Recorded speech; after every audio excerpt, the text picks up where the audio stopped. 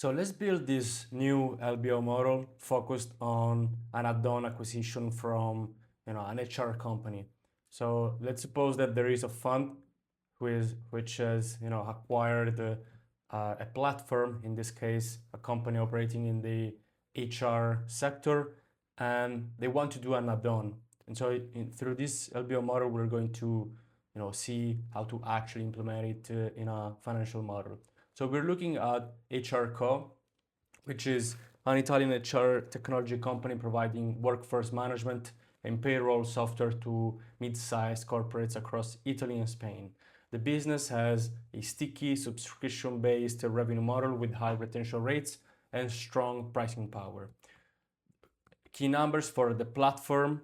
So we have revenues, 60 million euros, EBITDA margin 30%, so EBITDA 18 million, revenue growth 7% per year, D&A 2% of revenues, Capex 2% of revenues, working capital stable, tax rate 24%. The business currently carries 20 million euros of existing debt on its balance sheet, and we are refinancing it as part of the transaction.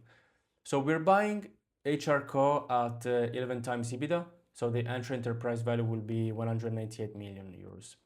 The deal is financed as follows. So we have the senior debt at 120 million euros at 7% cash interest per year, and we will suppose a full cash sweep from free cash flow. Sponsor equity 78 million euros. Total sources obviously must equal total uses. Holding period 5 years, exit multiple 13 times EBITDA.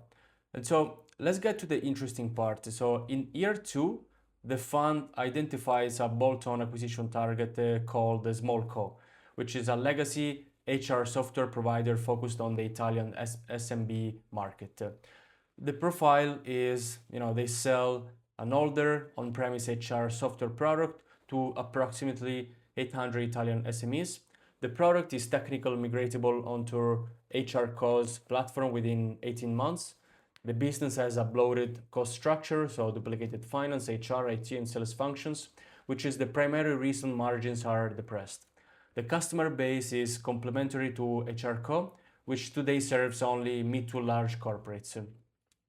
Financials, we have 50 million euros in revenues, flat in year 2 and year 3 due to integration disruption, then growing at 4% per year in year 4 and year 5. SMB customer base has higher churn than HRCo's enterprise clientele, hence lower growth. And EBITDA margin 50% at acquisition, depressed by legacy cost structure. EBITDA at acquisition, 2.25 million, and the acquisition price at 7 times EBITDA. So 15.75 million euros, rounded to 60 million euros. So we will assume that the fund will invest 2 million euros in additional Capex in year 2 and 2 million euros in year 3 to migrate SmallCo's technology onto HRCo's platform. So this is a one-off integration cost. Let's go to the EBITDA margin improvement in the SmallCos. We have year 2 15%, year 3 20%, year 4 27%, year 5 30%. So SmallCo is acquired at the start of year 2. It is shown as a separate entity in year 2 and fully consolidated into the combined P&L from year 3 onwards. The bolt-on is financed as follows. So we have the new senior debt of 60 million euros at 7% cash interest and additional sponsor equity of 5 million euros. So the fund contributes additional capital to keep leverage at a manageable level position, and so the total bolt-on financing is 21 million euros. So we need to build the full LBO model. So let's start. Let's start formatting these columns. We want to have everything without grid lines. Our figures will be in euro million. Our font will be in Calibri, and font size 11. So let's start by our inputs.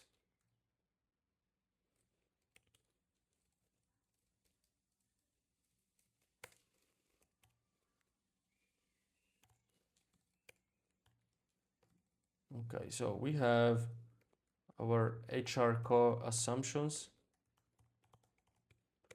So we have entry EBITDA, entry multiple, entry enterprise value, debt, cash, and entry equity value. This will be our purchase price of the company. So let's format also the numbers.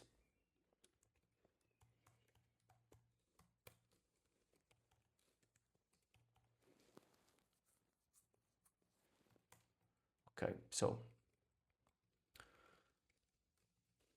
we said that we have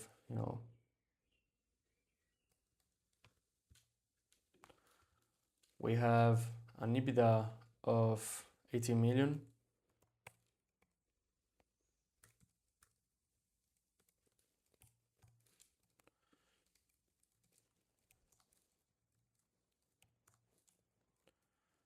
An entry multiple of 11.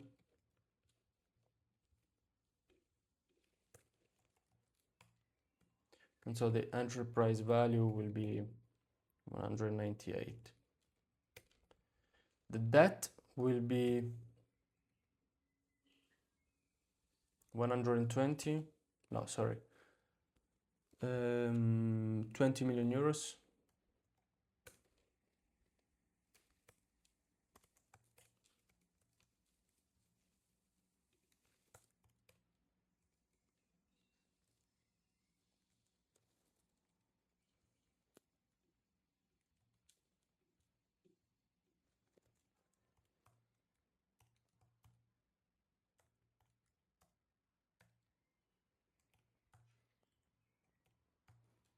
Okay.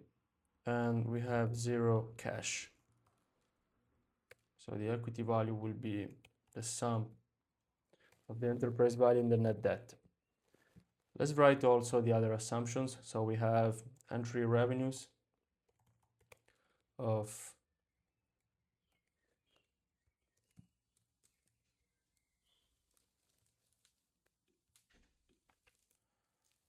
entry revenues of 60 million euros.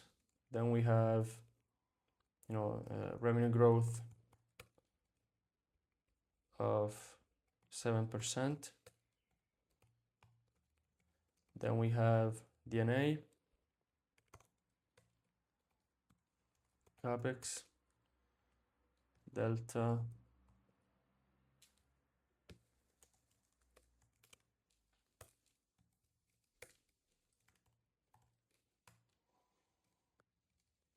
so D&A is 2%, Capex is 2%, and net working capital is 0. The tax rate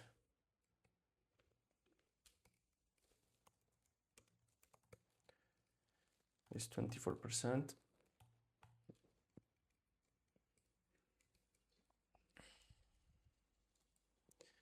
Okay, so then we want to also write down, our assumptions on the financing. And so we know that we have a senior debt of, 120, of an interest rate of 7%. With a full cash sweep from free cash flow. The sponsor equity, well, we can calculate it also from our sources and uses, but it will be 78 million. Holding period,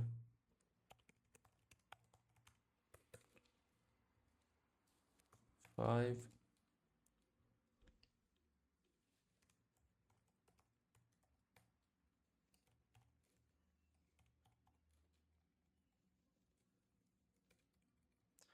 Okay, and an exit multiple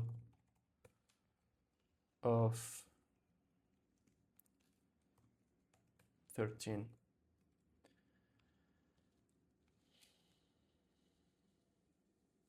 So let's go now to the assumptions of, SmallCo.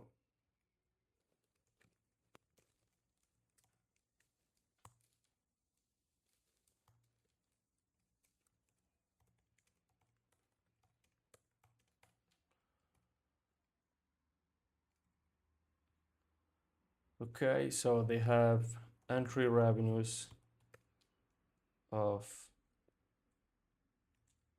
first of all, let's format numbers.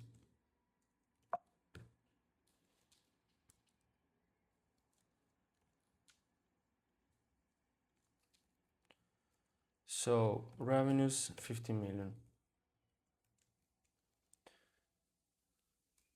Flat in year 2 and year 3 due to integration disruption, then growing at 4% per year in year 5 and year 4 and year 5. So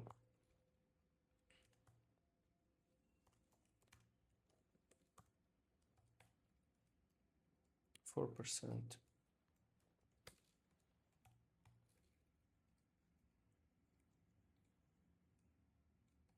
EBITDA margin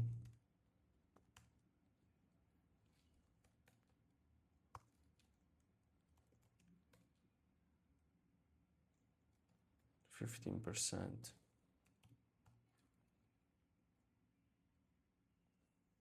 EBITDA at acquisition, okay.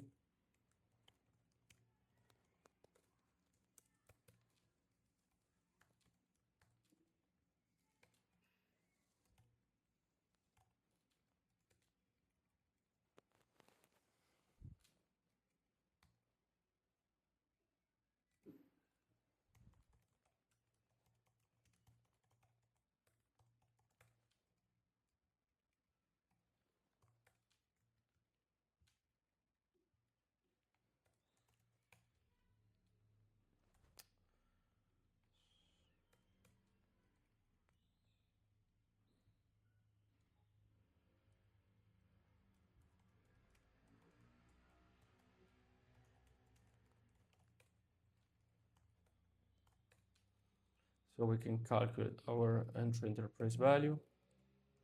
We don't have any, debt or cash, and so our entry equity value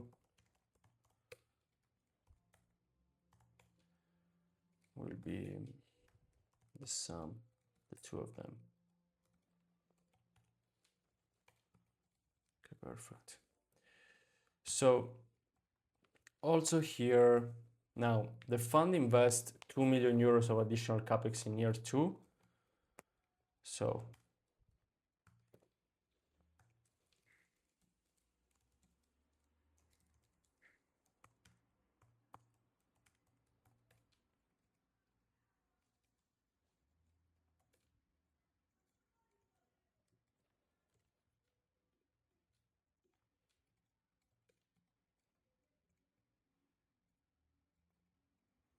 and 2 million euros in year 3.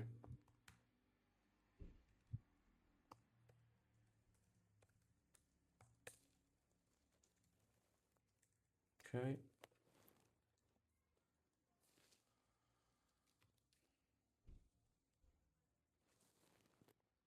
Now, these are, the EBITDA margin improvements of SmallCo. So we will have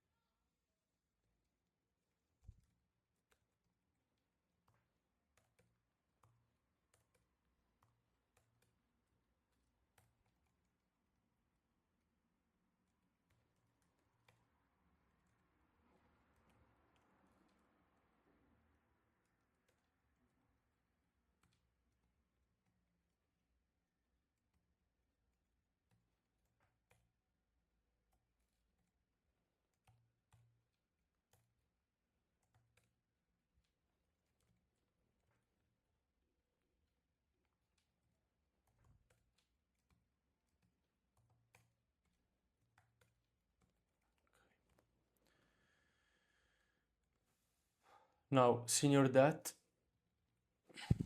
new senior debt, which is 16 million euros. And the interest rate is the same.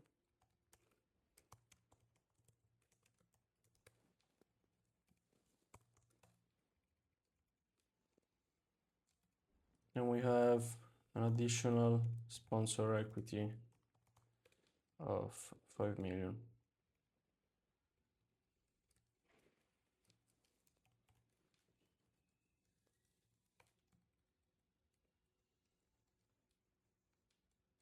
Okay, so now we have everything. So let's start by,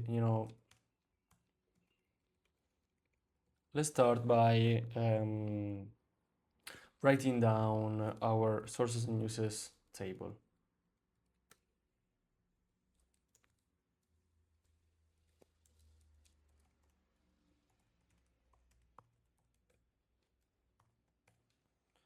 Okay, so uses of capital.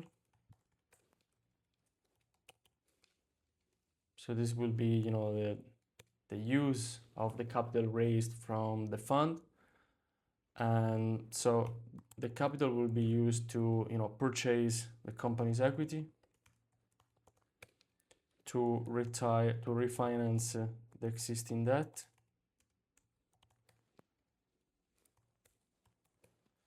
and that's it.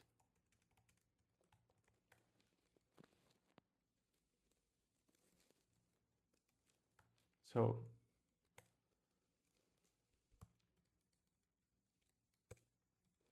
we have uses of capital equal to 198 million euros, while our sources of capital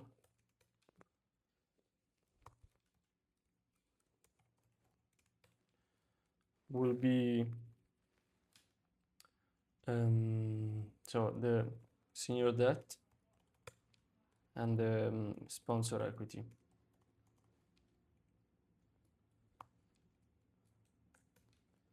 So the senior debt will be equal to 120 million, and the sources of capital and the uses of capital must equal, so we can calculate sponsor equity value difference. So here we have a check with the input that the script provided us. So now it's also important to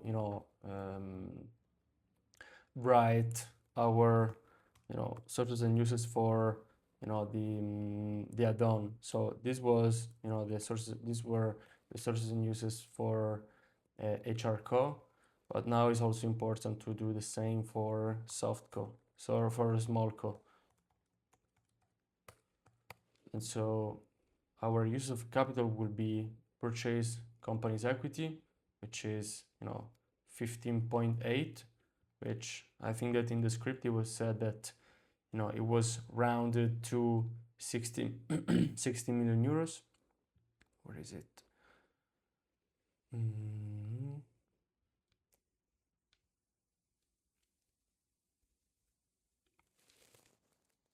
Yeah, rounded to 16.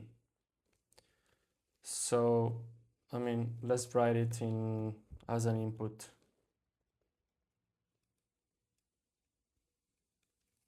Or let's see if we can.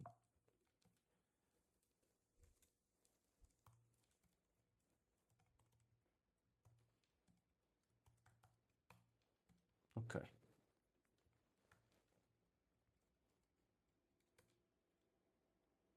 So the company didn't have any existing debt, but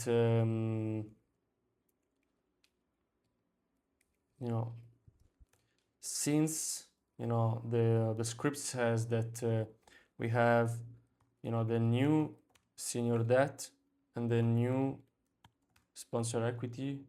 The new senior debt is equal to 16, and the sponsor equity is equal to 5. We have sources of capital equal to 21, and since they must match, here there's a difference. So there will be an excess cash on the balance sheet of the company, which is equal to 5 million euros. So now we can proceed projecting the the P&L.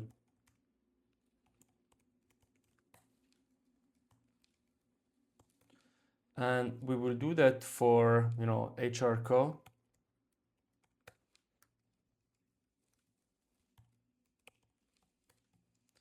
And here we have, so here one,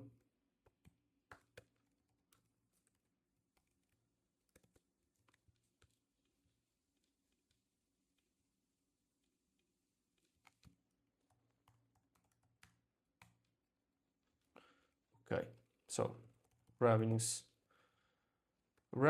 are equal at entry to 60 million euros, and the year-over-year growth is equal to 7%. So we can actually calculate this multiplying the revenues at year one times +1 plus the growth rate.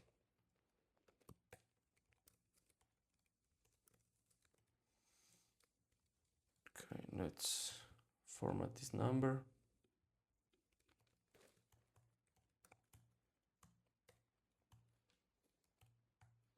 Perfect.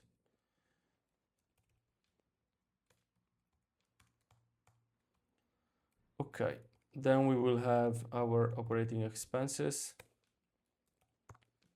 and EBITDA.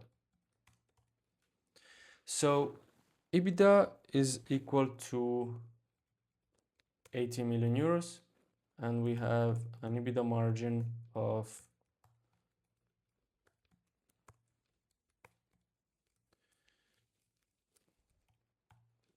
30%. So the operating expenses can be calculated as a difference.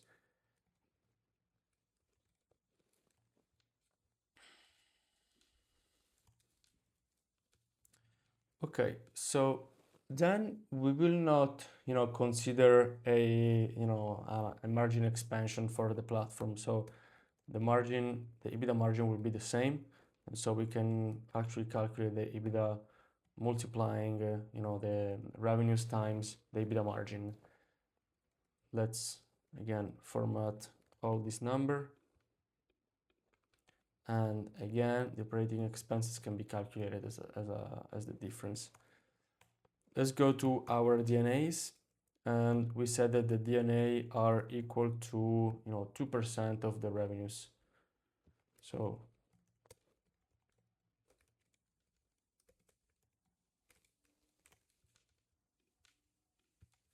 okay, so we have our EBIT, which is equal to the difference between EBITDA and the D&A. Now we can proceed writing down also the interest expenses, but since we will calculate the interest expenses on the total debt, it's better if we leave it blank. We pass on to the P&L projections of SmallCo, and we calculate at the end the total amount of everything, and here we will proceed with the interest expenses. And so pre-tax income, taxes, and net income. So this is something that we're doing because the interest expenses will be calculated on the total debt, and so it's important to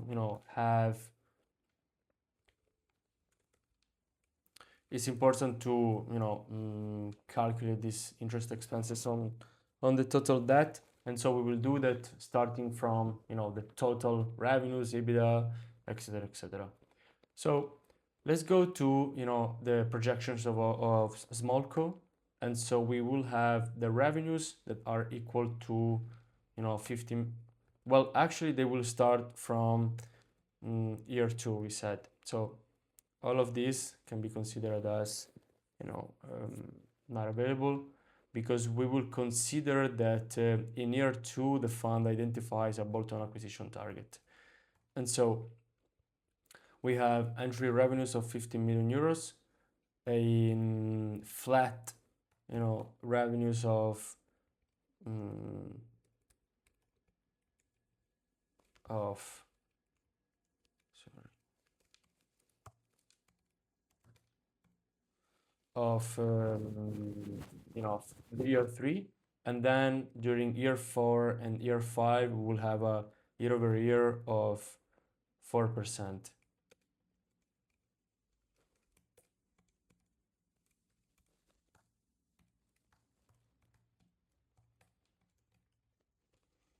Okay, so again, now the operating expenses, we will start again from EBITDA at entry, which is 2.3. The EBITDA margin is calculated dividing EBITDA times revenues. We have an EBITDA margin expansion, so we will start from 15%, also, 15%. Then at year 3, we will have 20%. So we can actually do the transpose function here. Okay. So we can actually calculate also our EBITDA, and through the difference, the operating expenses. Perfect. Now we have the D&A. The D&A again are calculated as a percentage of revenues.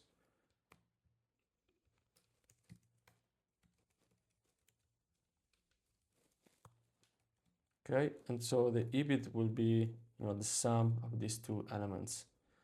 So, okay, now let's go to our total. So let's just have the sum of all of these items.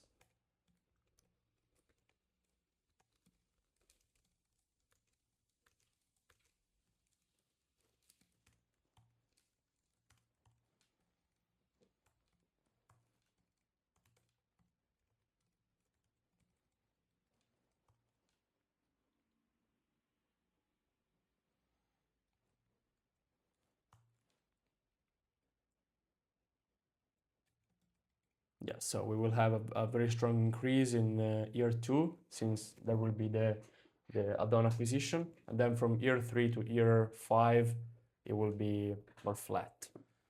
And let's calculate also our EBITDA margin, and let's see if there is any expansion or compression. We can see that there is a compression from year 1 to year 2, and then a slight increase until reaching again 30% of revenues. Now, for the interest expenses, we will wait for the calculation of the debt schedule, and so the pre-tax income can be calculated through the difference between the EBIT and the interest expenses, and then the taxes. The taxes are the pre-tax income times the tax rate, which is 24%. Again here.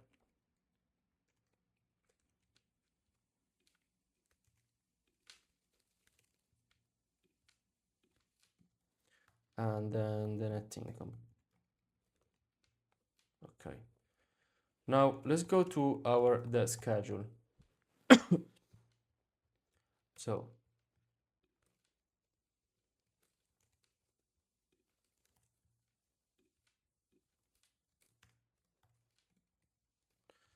So for our debt schedule, we will have the senior debt, and again, let's copy paste this formatting for the years.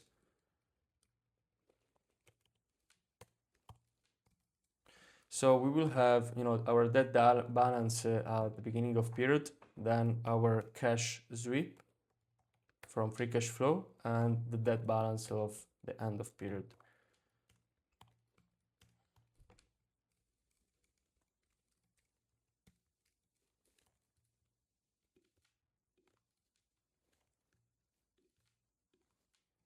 So let's start from, our debt balance, where we have, 120 million euros of senior debt.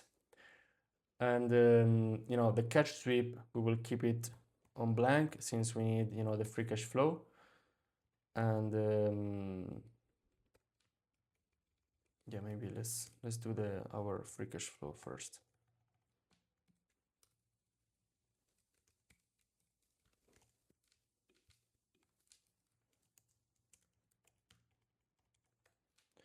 So we will start again from the net income. We will add back the D&A.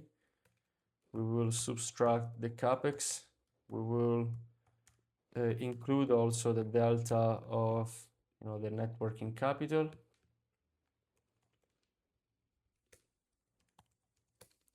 That will get us to our free cash flow. So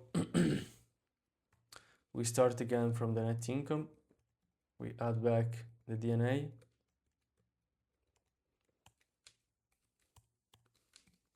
We subtract Capex.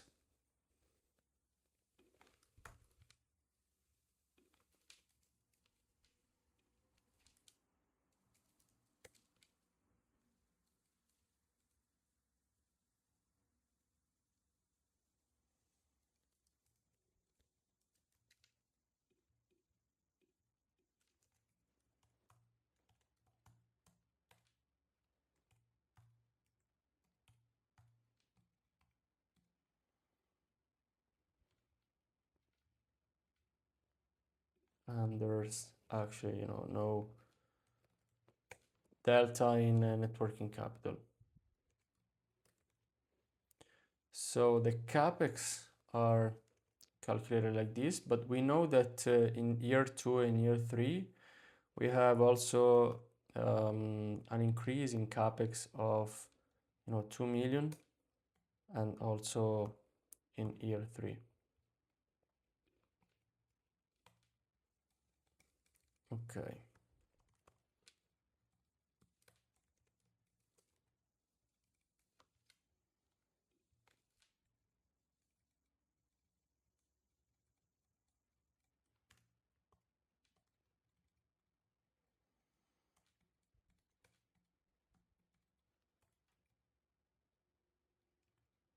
Yeah, also, we will use, the capital,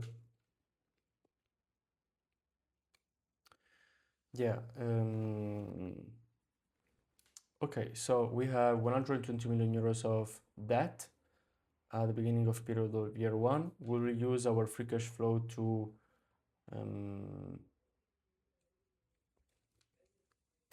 no, sorry. So,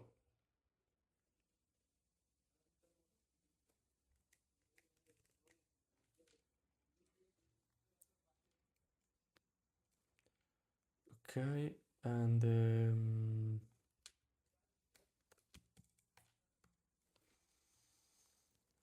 at year 2, we need to include also the debt from the add-on.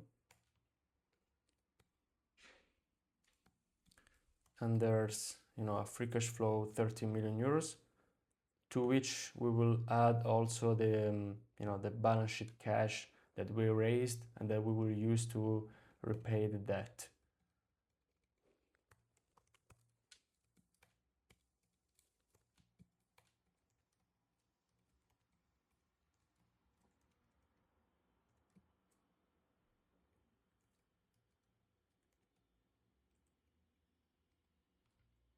Okay, so then we can calculate also, our interest expenses, which are equal to,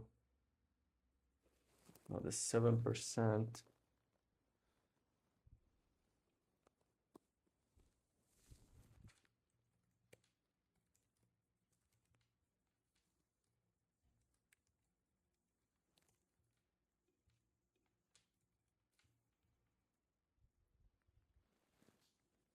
Okay, perfect.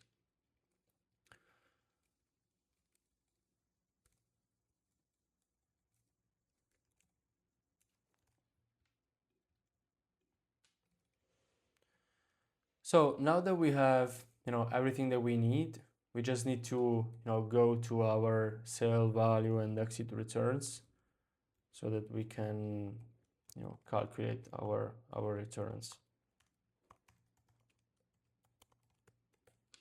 So we know we have an exit EBITDA, an exit multiple, an exit enterprise value, the outstanding debt, the cash that we have, and then the exit equity value.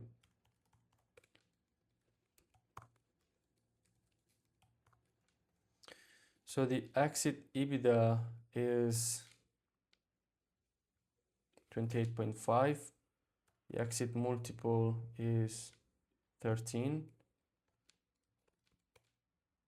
So an exit enterprise value of 370 million euros.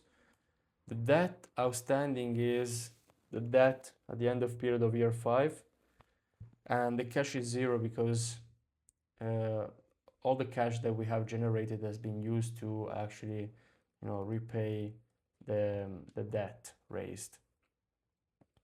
And so, our exit equity value is, 287 million euros, 288.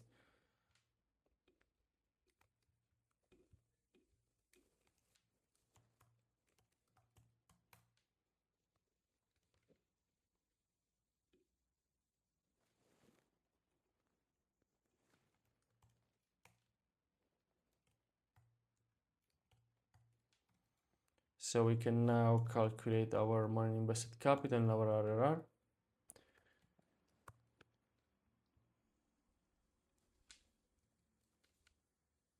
So we have an initial sponsor equity investment of 78 million plus 5.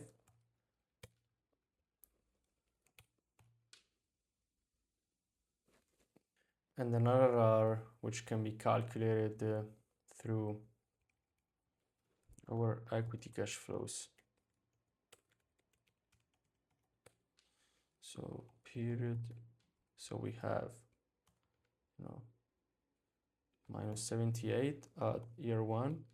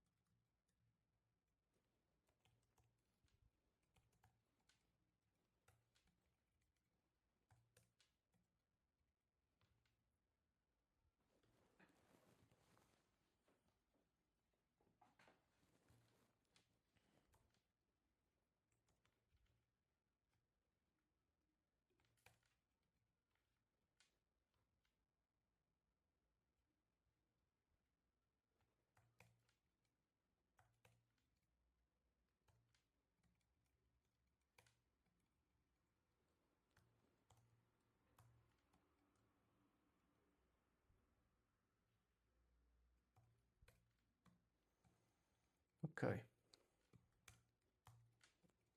So these are extremely solid returns from from the fund, and there's total interest in proceeding with this type of investment.